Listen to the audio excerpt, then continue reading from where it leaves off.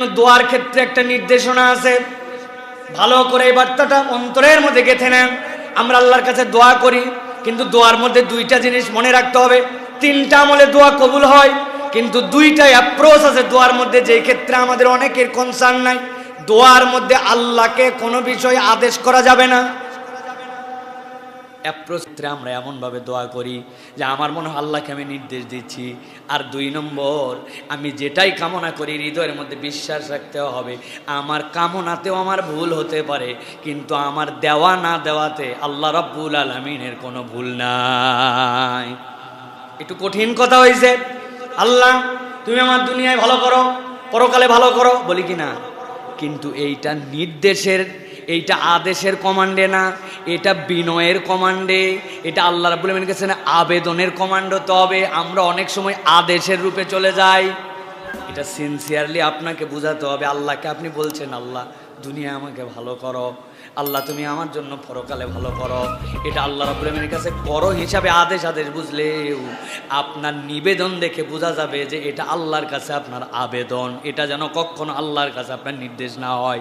আর 2 নম্বর, এটা বলার সাথে সাথে হৃদয়ে ধারণ করতে হবে রব্বুল আলামিন আমি তো চাইছি আমাকে এইটা দাও এইটা দাও, কিন্তু আমি জানি তিনি আমাকে সৃষ্টি করেছেন, তুমি আমাকে সৃষ্টি করেছো, আমার জন্য কোনটা ভালো, আমার থেকে বেশি ভালো তুমি সেইটা জানো। তুমি যেইটাই দাও আমি আল্লাহ তোমার বান্দা হিসাবে তোমার প্রতি ওটাতেই সন্তুষ্ট আছি। বান্দা যদি হৃদয়ে হাল উৎপাদন করতে পারে, আর যদি শুরুতে হাম করতে পারে, রসুলের প্রতি দরুদ এবং সালাম পড়তে পারে, এরপরে নিজের জন্য চাই, সকলের জন্য চাই, আবার নবীর প্রতি দরুদ এবং সালামের মাধ্যমে দোয়া শেষ করে, আমার নবী বলছেন দুনিয়া উল্টায় যেতে পারে, বান্দার দোয়া কখনো ব্যর্থ হতে পারে না। আল্লাহ রাব্বুল আলামিন এই জন্য বলছেন, বান্দা ভালো করে বোঝো, মাইয়াহদিল্লাহু ফাহুয়াল মুহতাদ। আল্লাহ বলছেন আল্লাহ যাকে হেদায়েত দেন সে হেদায়েত প্রাপ্ত, ওয়া মান ইউদ্লিল ফালান তাজিদ লাহু ওয়ালিয়াম মুরশিদা। আর যদি কেউ একবার গাফেল হয়ে যায়, হেদায়েতের পথ থেকে দূরে চলে যায়, দুনিয়ার কোনো মুর্শিদ তাকে হেদায়েতের আলো দিয়ে হেদায়েত দিতে পারে না। এই জন্য প্রিয় ভাইরা, সুপথ প্রাপ্তি এবং হেদায়েতের উপর অটল থাকা আল্লাহর ইচ্ছার উপর নির্ভরশীল। আপনাকে এই ঈমান ব্যাপকভাবে হৃদয়ের মধ্যে ধারণ করতে হবে এবং আল্লাহর কাছে এটা কামনা করতে হবে যে রব আপনি হেদায়েত না দিলে দুনিয়ায় কেউ আমাকে হেদায়েত দেওয়ার ক্ষমতা রাখে। তবে বাংলাদেশে কিছু পীর সাহেবরা রাখে না, এনারা আপনাদেরকে বিভিন্ন মাধ্যমে বাহনে করে পার করে নিয়ে চলে যাবে, এরকম বিশ্বাস করে না ভাই?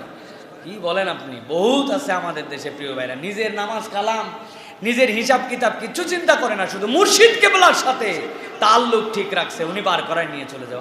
আরে এত বড় বেকুবের দল আমাদের দেশে। আল্লাহ রাব্বুল আলামিন আমাদেরকে হেদায়েত দান করে, বলেন আল্লাহুম্মা আমিন।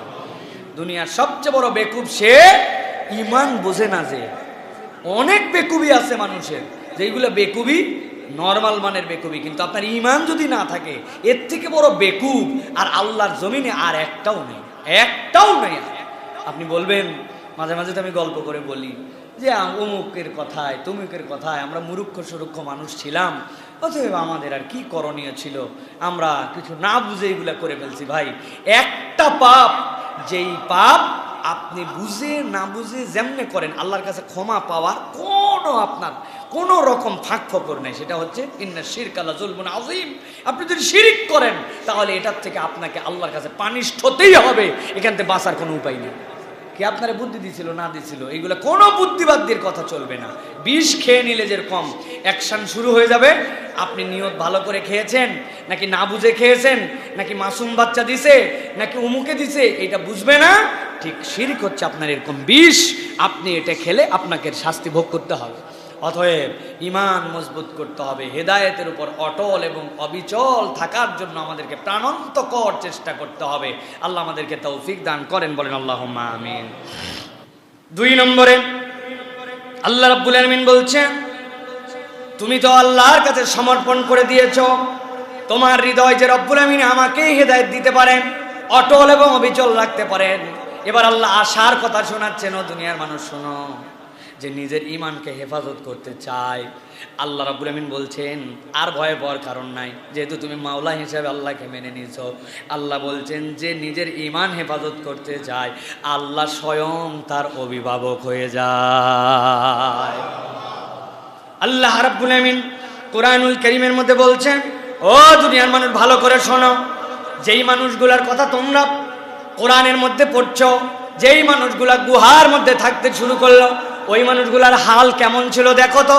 আল্লাহ নিজে বলছেন, ওয়া তাহসাবুহুম আইকাযা ওয়া হুম রুকুদু ওয়া নুকাল্লিবুহুম যাতাল ইয়ামিনি ওয়া যাতাশ শিমাল। আল্লাহ রাব্বুল আলামিন বলছেন, ও দুনিয়ার মানুষ, তুমি যদি তাদের দিকে তাকাও, তাকায় যদি দেখো, মনে হবে তারা জেগে আছে, কিন্তু আল্লাহ বলছেন তারা ঘুমন্ত। সুবহানাল্লাহ বিহামদ। আল্লাহ কিভাবে অভিভাবক হয়েছেন এটা বলার কারণ কি? একটা ঘুমন্ত মানুষকে দেখলে মানুষ নানান কিছু চিন্তা করতে পারে। মানুষ চিন্তাই করলো না, একটা প্রাণী এসেও তো তাকে আক্রমণ করতে পারে।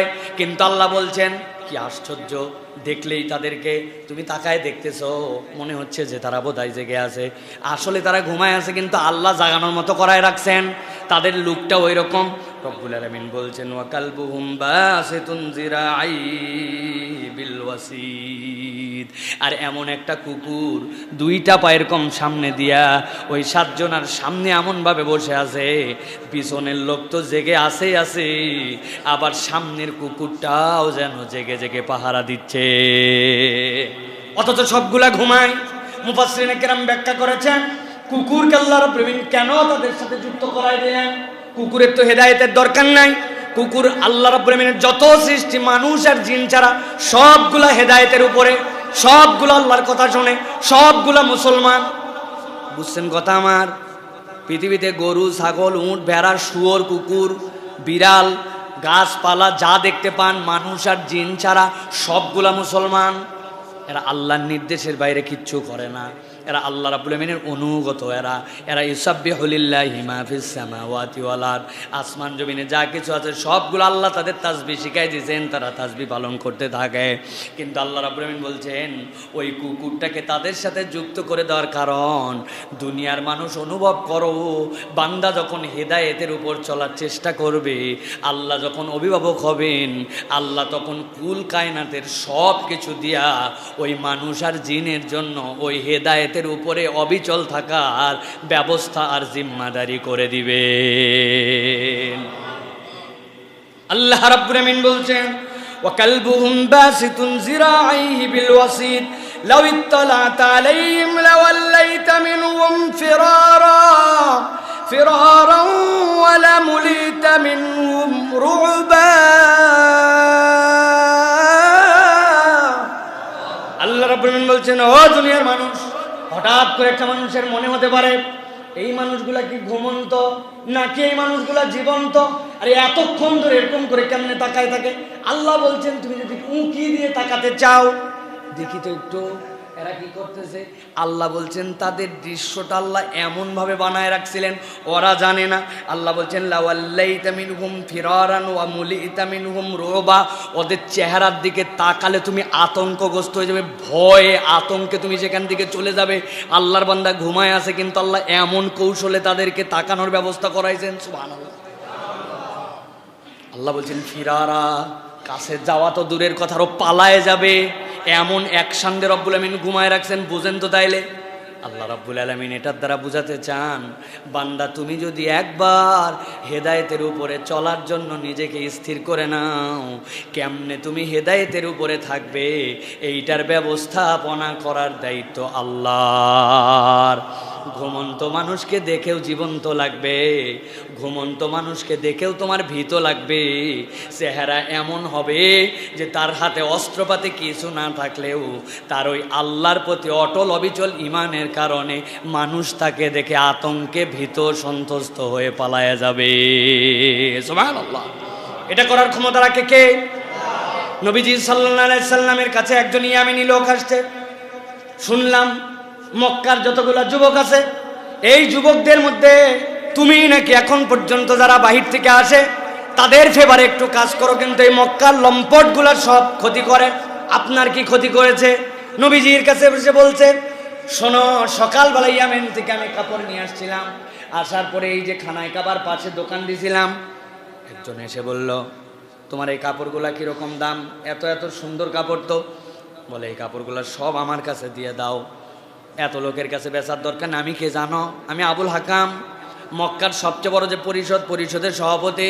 এই যে আমার বাড়ি, লোকজন সবাই চিনে আমার কাছ থেকে এসে কাপড়ের টাকা সন্ধ্যাবেলা নিয়ে চলে যাওয়া।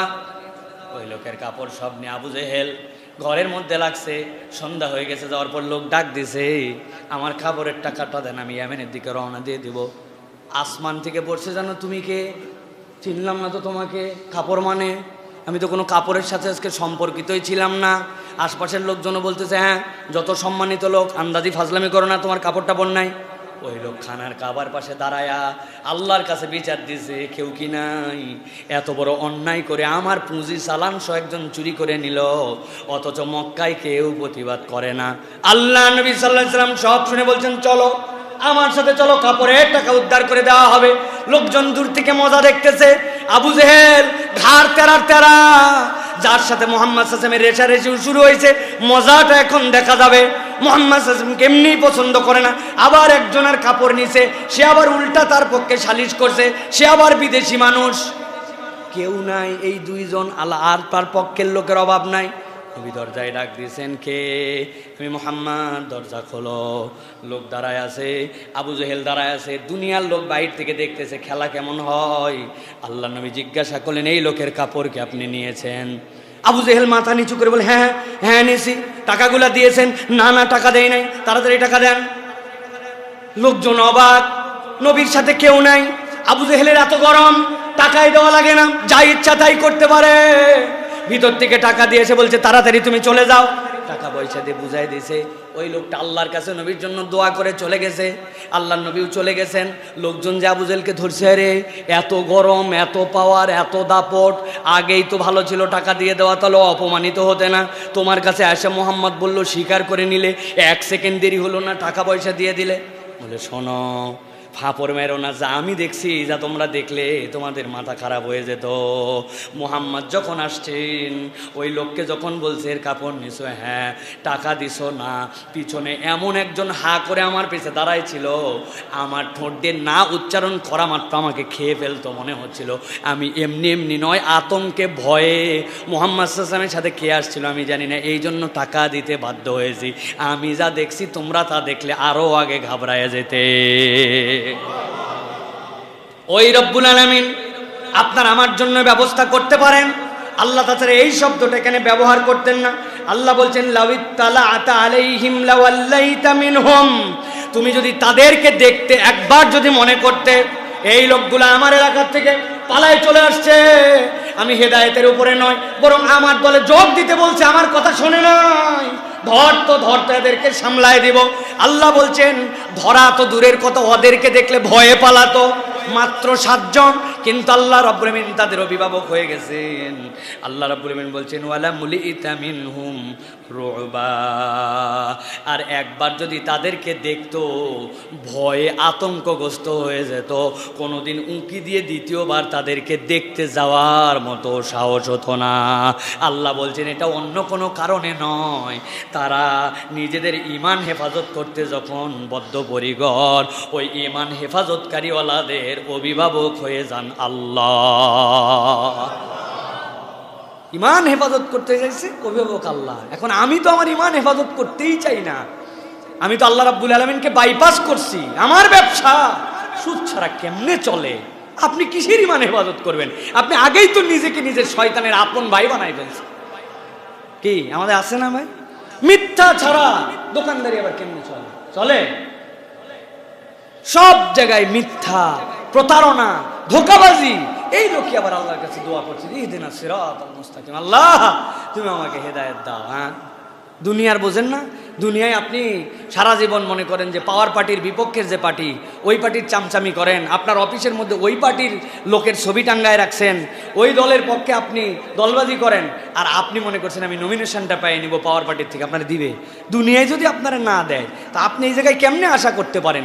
চলতে মিথ্যা, আচরণে মিথ্যা, আমলে মিথ্যা, আখলাকে মিথ্যা, ধোঁকাবাজি, আল্লাহদ্রোহী, যা আল্লাহ নিষেধ করছেন সব আমার জীবনে। আর আল্লাহকে বলতে যে ইহদিনাস সিরাতাল মুস্তাকিম, হাকিম। আল্লাহ যে পৃথিবীতে আল্লাহ রাব্বুল আলামিন তো স্বতন্ত্র, আল্লাহ রাব্বুল আলামিনের ধৈর্য, আল্লাহ রাব্বুল আলামিনের রহম, দয়া, এগুলো তো কম্পেয়ারের যোগ্য নয়। যদি কম্পেয়ারের যোগ্য হতো তাহলে এই মানুষগুলাকে ফেরেশতা নামায় আল্লাহ গালের মধ্যে ঠাস ঠাস করে থাপ্পড় লাগাই দিত। কারণ আমাদের আচার আচরণের জায়গাটা এমন জায়গায় চলে গেছে প্রিয় ভাইরা, প্রত্যেকের জায়গায় আমরা আল্লাহ রাব্বুল আলামিন থেকে দূরে চলে আসছি আমরা প্রিয় ভাইরা। এই জন্য আজকে তো শপথ নিতে হবে যে আমি যদি ঈমানের উপরে অটল থাকার শপথ নেই, অভিভাবকের দায়িত্ব নেবেন কে? খাওয়াবে কে? বরকত দিবে কে? আল্লাহ রাব্বুল আলামিন এই জন্য শিখাচ্ছেন এবং আতঙ্কগ্রস্ত বানাই দিবেন রব্বুল আলামিন।